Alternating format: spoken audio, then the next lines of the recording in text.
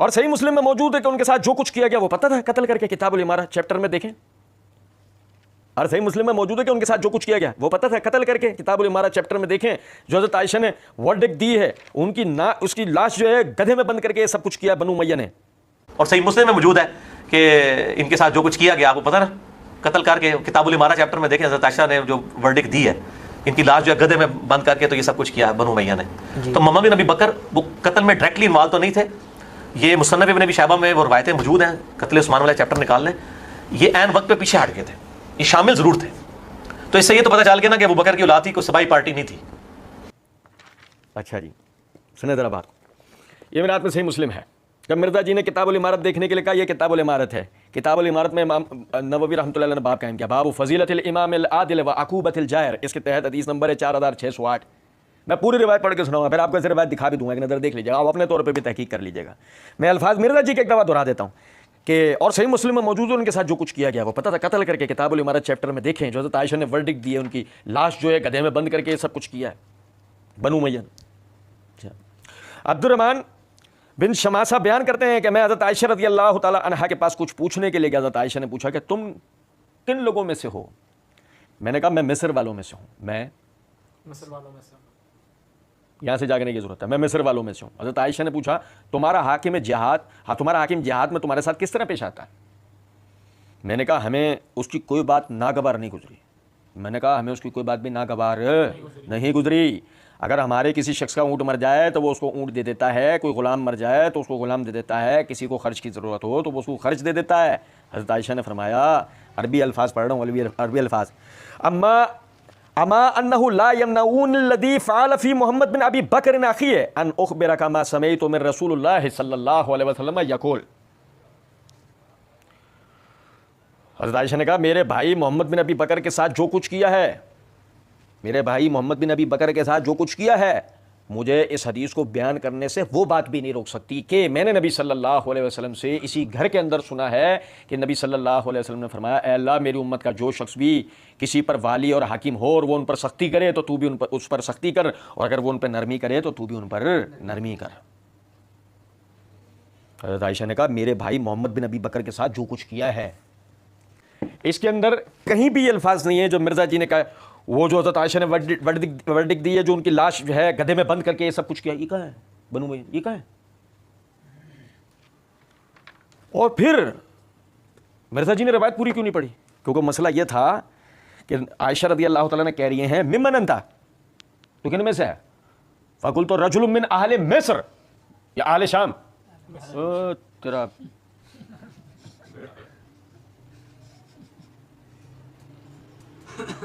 یہ ہے مرزا صاحب. پھر وہ کہتے ہیں کہ کیا کیا؟ یہ کیا ہے مرزا صاحب. صحیح بخاری صحیح مسلم کی روایت پڑھ کے سنا رہے ہیں، یہ پڑھ کے سنا رہے ہیں صحیح بخاری صحیح مسلم کی روایت. کچھ بات آ رہی ہے سمجھ میں؟ اور پھر آپ یہ دیکھیں وہ کہاں ہیں، وہ گدھے میں لاش بند کر دینا اور یہ سب کدھر؟ یہ مرزا جی نے صحیح مسلم کے نام سے کیا کرا مرزا جی نے پتہ ہے؟ صحیح مسلم کے نام میں آپ کو بتاؤں، مرزا جی کے الفاظ میں بتاتا ہوں. مرزا جی نے مسئلہ نمبر 175A پارٹ 100 کوسچنز آن علماء اینڈ سیکٹس ایشوز کے اندر مرزا جی نے کہا ہے میں آپ سے چیلنجنل یہ بات کرتا ہوں کہ کبھی بھی تاریخی جھوٹی روایتوں کو ساتھ جوڑے بغیر بخاری مسلم یا قرآن پاک سے کوئی ایبسولوٹ ایسا رزلٹ نہیں نکال سکتا کہ جو ہمارے عقائد میں نظریات کے خلاف ہو. میرا چیلنج ہے کوئی مثال پیش کریں، ایبسولوٹلی کوئی ایگزامپل پیش کریں، ایبسولوٹلی ساتھ جوڑنا پڑے گا لازمی، جوڑے بغیر کوئی رزلٹ نہیں نکلے گا. وہی مرزا جی نے کیا، نام لیا صحیح مسلم کا، نام لیا مرزا جی نے صحیح مسلم کا، لیکن نکالا کیا مرزا جی نے؟ سنو ذرا بات میں آپ کو بتاتا ہوں تاکہ آگے بھی کوئی نہ رہے نا، یہ وسوسہ نہ رہ جائے کوئی مرزا جی کا. یہ میرے ہاتھ میں تاریخ طبری ہے، اس کی جلد نمبر 3 کا یہ صفحہ نمبر 383 تھا، 382 تھا، 385. میں 382 کا جو آپ کو اشارہ دے رہا ہوں وہ اس لیے کہ سند یہاں سے شروع ہو رہی ہے. سند کیا ہے؟ ابو مخنف با واسطہ محمد بن یوسف بن ثابت الانصاری کے ذریعے مدینہ کے ایک شخص سے نقل کرتا ہے. اب یہ سند ہے، سننا ذرا بات کو. صفحہ نمبر 383 سے واقعہ شروع ہوتا ہے کہ جب کنانہ بن بشر مارا گیا، کنانہ بن بشر عثمان رضی اللہ عنہ کے قاتلین میں سے تھا. کنانہ بن بشر مارا گیا تو عمر بن عاص رضی اللہ تعالیٰ عنہ لشکر لے کر محمد بن ابی بکر کی جانب بڑھے، لیکن محمد کے ساتھیوں کو کنانہ کے قتل کی خبر ملی تو وہ سب ساتھ چھوڑ کر بھاگ کھڑے ہوئے، اور محمد کے ساتھ اس کے ساتھیوں میں سے چند آدمی باقی رہ گئے. یہ کہاں ہوا ہے؟ یہ مصر میں ہو رہا ہے، جب وہ بحیثیت گورنر حضرت علی نے بھیجا تھا. جب محمد نے عمر کو سامنے آتا دیکھا تو میدان سے بھاگے اور شہر کی گلیوں میں جان بچانے کے لیے بھاگتے رہے، حتیٰ کہ ایک گلی کے کنارے پر ایک ٹوٹا ہوا مکان نظر آیا، اس میں جا کر چھپ گئے اور عمر بن عاص فسطاط شہر میں داخل ہو گئے۔ یہاں سے جاگے رہیے گا۔ معاویہ بن خدیج، معاویہ بن ابی سفیان کون ہے؟ ذہنوں میں رکھنا، ایسی رسیاں پھینک کے مرزا سانپ دکھائے گا کہ بات چھوڑ دو، ذہنوں میں رکھنا ہے اس بات کو۔ معاویہ بن خدیج نے چاروں طرف محمد کو تلاش کیا، حتیٰ کہ بازار میں کچھ لوگوں کے پاس سے گزرا اور ان سے سوال کیا تمہارے سامنے سے کوئی ایسا شخص گزرا ہے جسے تم برا سمجھتی ہو؟ ان میں سے ایک شخص نے جواب دیا نہیں اللہ کی قسم یہاں سے کوئی شخص نہیں گزرا، مگر ہاں میں اس ویرانے میں اندر گیا تھا تو میں نے اس میں ایک شخص کو بیٹھا ہوا دیکھا۔ اس پر ابن خدیج نے کہا پروردگار کعبہ کی قسم یہ وہی شخص ہے۔ یہ سب لوگ اس کی تلاش میں چلے اور اس ٹوٹے ہوئے مکان میں پہنچے اور وہاں سے محمد بن ابی بکر کو پکڑ کر باہر لے کر آئے۔ وہ پیاس کی شدت میں تھے اور اس کو پکڑ کر فسطاط کے اندر لے گئے۔ اچھا اب دیکھیے گا ذرا بات کو، محمد بن ابی بکر نے لوگوں سے کہا مجھے پانی پلا دو، تو معاویہ بن خدیج نے جواب دیا اللہ تعالیٰ مجھے کبھی ایک قطرہ پانی نہ پلائے اگر میں تجھے پانی پلاؤں۔ تم نے عثمان رضی اللہ عنہ کو پانی سے روک دیا تھا، تم نے عثمان رضی اللہ تعالیٰ عنہ کو پانی سے روک دیا تھا، اور تم نے عثمان رضی اللہ تعالیٰ عنہ کو روزے کی حالت میں جبکہ ان کا خون حرام تھا شہید کیا۔ اللہ نے انہیں مہر لگا ہوا جو ہے وہ جنت کا یعنی مشروب پلایا۔ اللہ کی قسم اے محمد بن ابی بکر میں تجھے ضرور قتل کروں گا، تجھے اللہ کھولتا ہوا پانی اور جہنمیوں کی پیپ پلائے گا۔ محمد بن ابی بکر نے جواب دیا اے یہودیہ کے بیٹے تیری آرزو ہرگز پوری نہیں ہوگی، یہ تو اللہ عز و جل کے ہاتھ میں ہے، وہ اپنے دوستوں کو پانی پلائے گا اور اپنے دشمنوں کو پیاسا مارے گا، مثلا تو اور تجھ جیسے اشخاص جو عثمان سے محبت کرتے ہوں۔ اللہ کی قسم اگر میرے ہاتھ میں تلوار ہوتی تو تم میں سے ایک بھی بات نہ سنتا۔ معاویہ بن خدیج نے محمد بن ابی بکر سے کہا تو جانتا ہے میں تیرے ساتھ کیا سلوک کروں گا؟ میں تجھے گدھے کی کھال میں سیوں گا، میں تجھے گدھے کی کھال میں سیوں گا پھر اسے آگ میں جلاؤں گا۔ محمد بن ابی بکر نے جواب دیا اگر تم میرے ساتھ یہ سلوک کرو گے تو ہمیشہ سے اللہ کے دوستوں کے ساتھ یہی سلوک ہوتا آیا ہے، اور مجھے امید ہے کہ جس آگ پر تو مجھے جلائے گا اللہ اسے میرے لیے ٹھنڈی کر دے گا اور اسے سلامتی کا ذریعہ بنائے گا، جیسے کہ اس نے اپنے خلیل حضرت ابراہیم علیہ السلام کے لیے آگ کو ٹھنڈا کر دیا تھا، اور اس آگ کو تجھ پر اور تیرے دوستوں پر اسی طرح دہکا دے گا جس طرح نمرود اور اس کے ساتھیوں پر دہکا دی تھی۔ اللہ تجھے بھی آگ میں جلائے گا جس کا تو نے ابھی ذکر کیا، اور تیرے امیر معاویہ کو بھی جلائے گا اور اسے بھی آگ میں جلائے گا، عثمان رضی اللہ عنہ کی طرف اشارہ، اور عمر بن عاص کی طرف بھی اشارہ کیا۔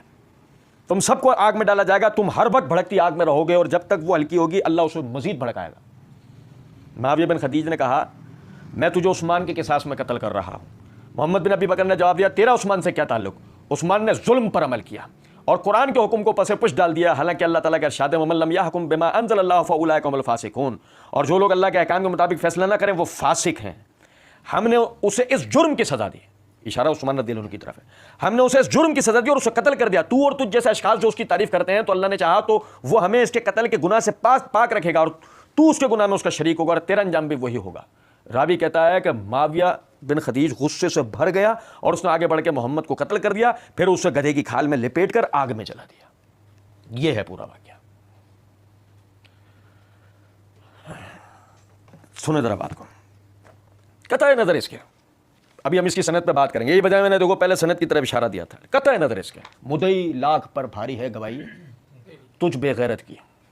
سنو ذرا بات کو، بڑا بے غیرت آدمی ہے مرزا سے بڑا بے غیرت کوئی ہے۔ میں آپ کو صحیح بات، ہمیں اللہ ہمیں معاف کرے، کیا ہمیں پڑھنا پڑ رہا ہے یار، ہمارا ضمیر گوارا نہیں کر سکتا، اللہ کی قسم وہ چیزیں ہمیں پڑھنی پڑ رہی ہیں اس بدبخت آدمی کی وجہ سے۔ پھر کہتے ہیں حق بیان نہیں کرتے، یار اللہ کی قسم ہے ظلم ہے یار۔ کیا ہمیں محمد بن ابی بکر کے لیے پڑھنا پڑ رہا ہے؟ کیا ہمیں عثمان، معاویہ، عمر بن عاص و دیگر حضرات کے لیے پڑھنا پڑ رہا ہے؟ آپ اندازہ کرو کذاب و دجالوں کی روایات۔ لیکن ذرا لطف کی بات آپ ملاحظہ کریں، مرزا جی آگے کیا کہنے لگے ہیں؟ مرزا جی آگے کہتے ہیں تو محمد بن ابی بکر قتل عثمان میں نہیں تھے، یہ مصنف ابن ابی شیبہ میں روایت موجود ہے، قتل عثمان والا چیپٹر نکال لیں، یہ عین وقت پہ پیچھے ہٹ گئے تھے، یہ شامل ضرور تھے لیکن قتل عثمان میں شریک نہیں تھے۔ لیکن مرزا جی جس روایت کی طرف توجہ دلا رہے ہیں وہ ثابت نہیں کرتی کہ محمد بن ابی بکر قاتل عثمان ہے، اور ایسا کہ وہ عثمان رضی اللہ عنہ کو نعوذ باللہ فاسق سمجھ رہے ہیں، وہ عثمان رضی اللہ تعالیٰ عنہ کو قتل کرنا اپنے منہ سے کریں کہ ہاں میں نے اس کو قتل کیا اور اس سزا میں قتل کیا جو اس نے کیا،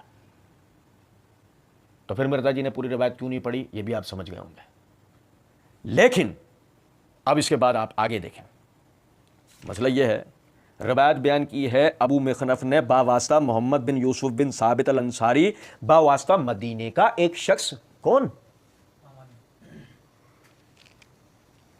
53واں سوال، مرزا جی اور مرزا جی کے مقلدین سے ہمارا آج 53واں سوال ہے۔ मिर्जा जी अपने दाएं बाएं आगे पीछे ऊपर नीचे का पूरा जोर लगाएं और इसकी सही मुत्तसिल सनद ला के दें। ये कौन है? ये मदीने का एक शख्स जो ये बात कर रहा है, ये मजहूलुल इस्म मजहूलुल हाल, ये कौन आदमी है कि जिसने ये बात बयान की है? और उससे मोहम्मद बिन यूसुफ बिन साबित अल अंसारी, इसके बारे में तो हमें जानने की जरूरत ही नहीं है। और उससे बावास्ता अबू मिखनफ लूत बिन अज़दी कज़्ज़ाब दज्जाल जलावा शिया, वो इस रिवायत को बयान कर रहा है। आप अंदाजा तो करें कितने मजे से मिर्जा साहब इस रिवायत को पढ़ के सुना रहे हैं।